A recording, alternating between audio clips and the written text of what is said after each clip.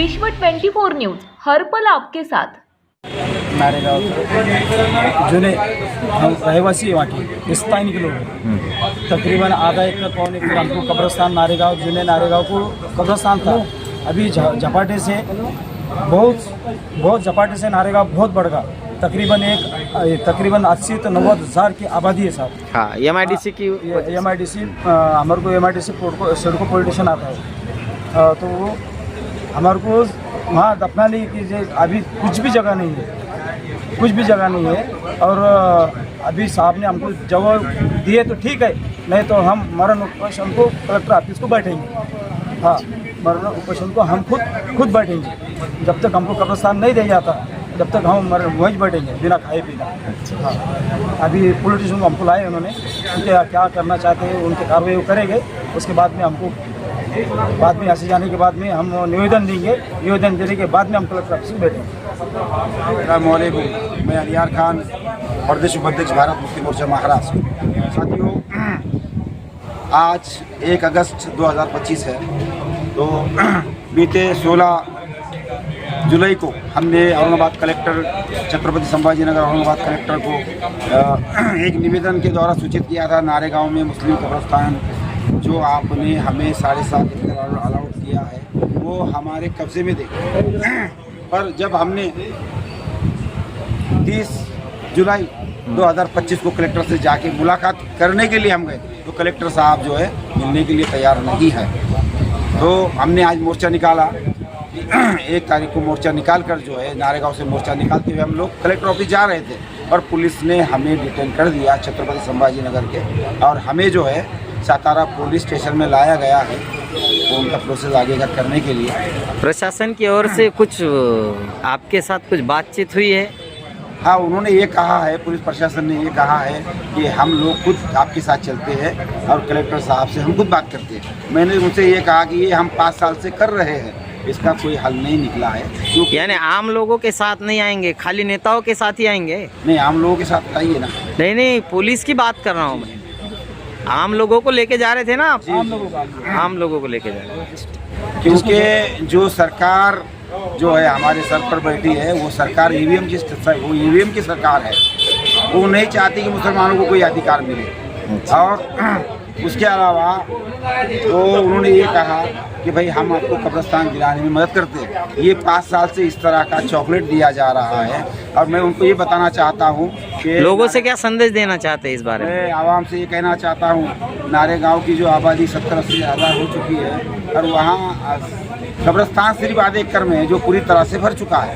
उसीलिए हम लोग जनाजा मोर्चा निकालना हमारा मकसद नहीं है। लोगों से क्या अपील करना चाहते हैं? लोगों ने क्या करना चाहिए इसके लिए? लोगों से मैं यही अपील करना चाहता हूँ, जब भी जनाजा मोर्चा का आगाज़ हो, ज़्यादा से ज़्यादा मोर्चे में शामिल हो जाए, ताकि हमें जो संवैधानिक अधिकार की लड़ाई हम लोग लड़ रहे हैं वो हमारे संवैधानिक अधिकार हमें मिल सके।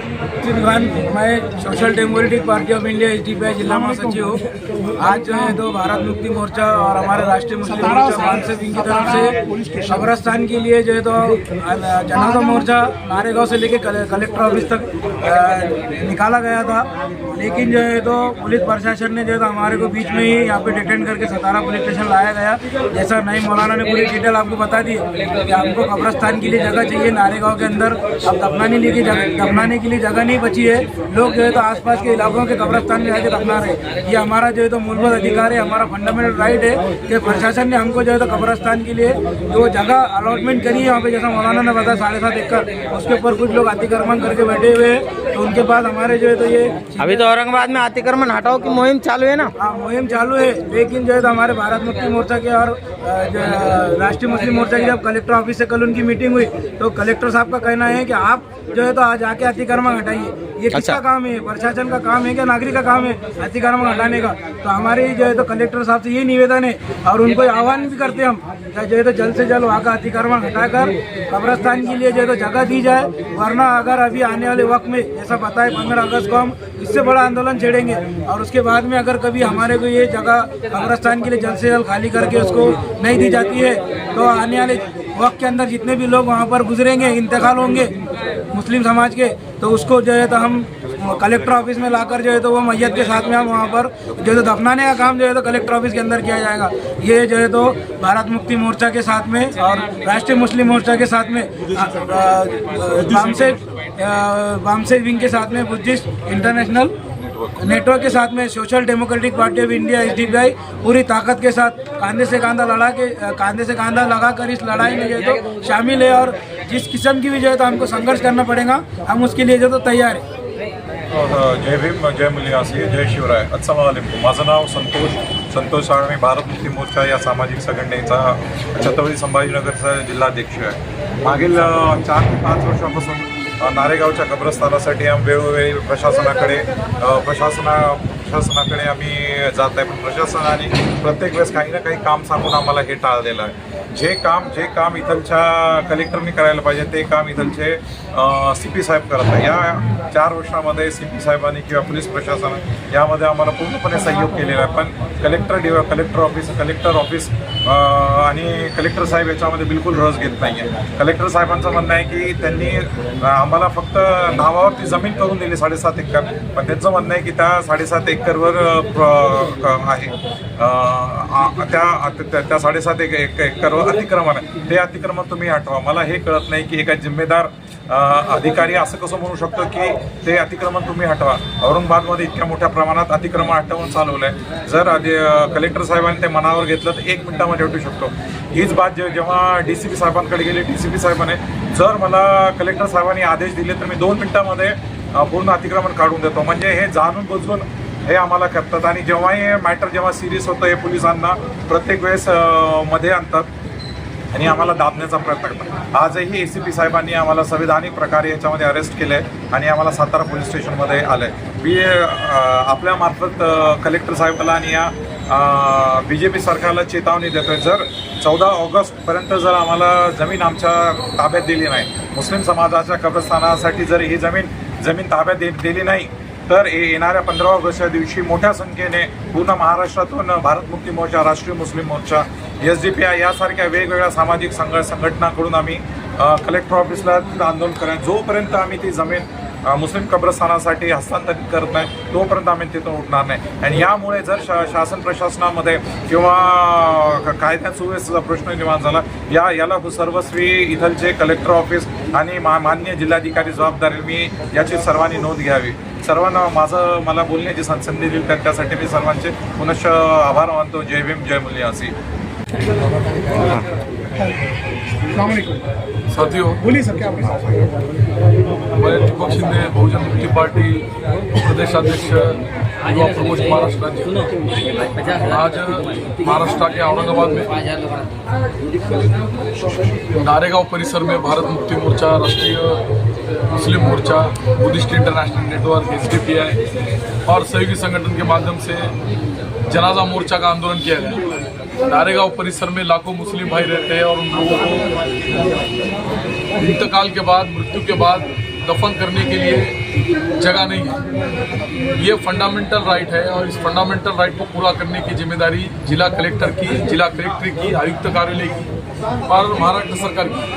पिछले 3 साल से ये आंदोलन भारत मुक्ति मोर्चा के राष्ट्रीय अध्यक्ष माननीय वामन मिश्राम साहब के निर्देश पर ही चल रहा है। सारे मुस्लिम भाई बहनों के साथ सहयोग से चल रहा है। आज जनाजा मोर्चा दूसरी बार कलेक्टर ऑफिस पर ले जाने का प्रयास किया गया।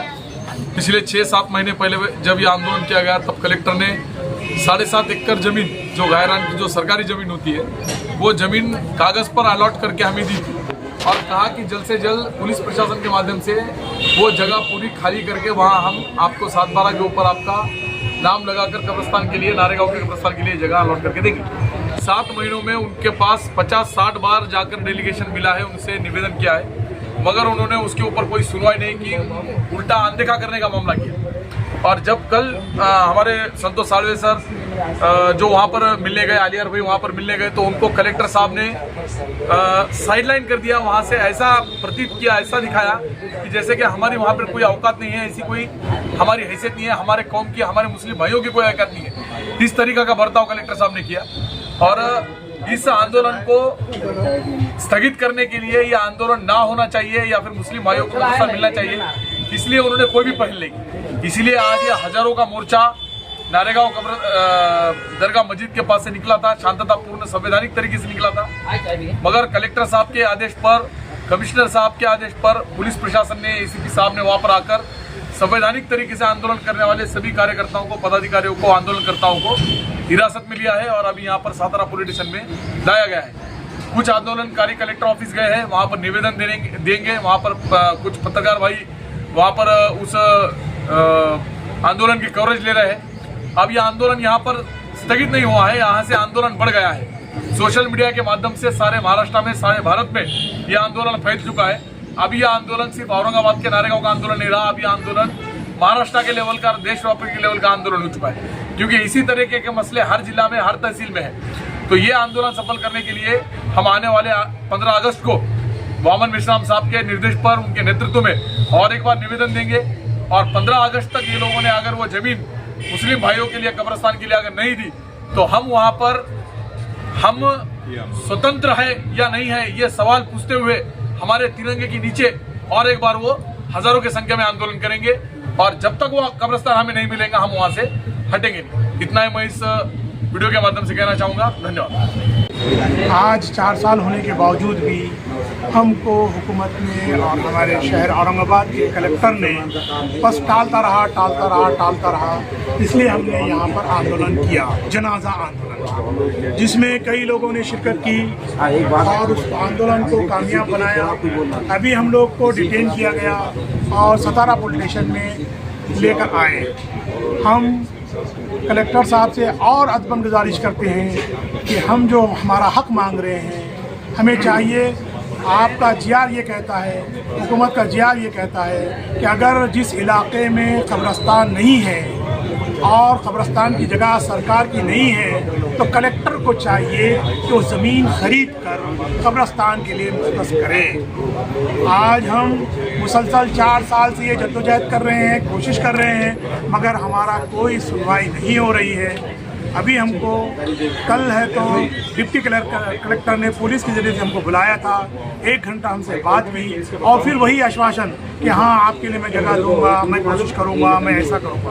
हालांकि अभी तक कुछ उन्होंने किया नहीं। हमने उनको ज़मीन बताई, 4 एकड़ ज़मीन उन्होंने कह रहे थे, हमने 7 एकड़ का डिमांड किया था, 10 एकड़ किया था, बाद में उन्होंने हमको 7 एकड़ दिया। और हम उनसे यही मांग करते हैं कि हमें कब्रिस्तान के लिए कम से कम 7.5 एकड़ दीजिए, ताकि वहाँ के जो लोग हैं अभी दफनाने के लिए जगह नहीं है। इत्तेफाक ऐसा हुआ कि आज कोई किसी की तदफीन नहीं हुई, कि इंतकाल नहीं हुआ, वरना हम उसी का जनाजा लेकर आते। इसलिए हमने एक डिम्बी जनाजा लेकर निकाल कर हमने आंदोलन किया। आंदोलन में काफ़ी लोग थे, माशाल्लाह आंदोलन बहुत अच्छा रहा। हमको है तो सतारा पुलिस स्टेशन में डिटेन किया गया है, मगर हम और कहते हैं अगर कभी हमको नहीं मिली तो हम 15 अगस्त के दिन और आंदोलन करेंगे। मौलाना नईम अहमद कासमी, राष्ट्रीय मुस्लिम मोर्चा, जिला सदर, राष्ट्रीय मुस्लिम मोर्चा, कॉन्सेप्ट विंग, औरंगाबाद। राज्यातील महत्त्वाच्या आणि आपल्या भागातील ताज्या बातम्या पाहण्यासाठी आजच आमच्या विश्व 24 न्यूज चॅनलला यूट्यूबवर सबस्क्राईब करा आणि बेल आयकॉन प्रेस करा।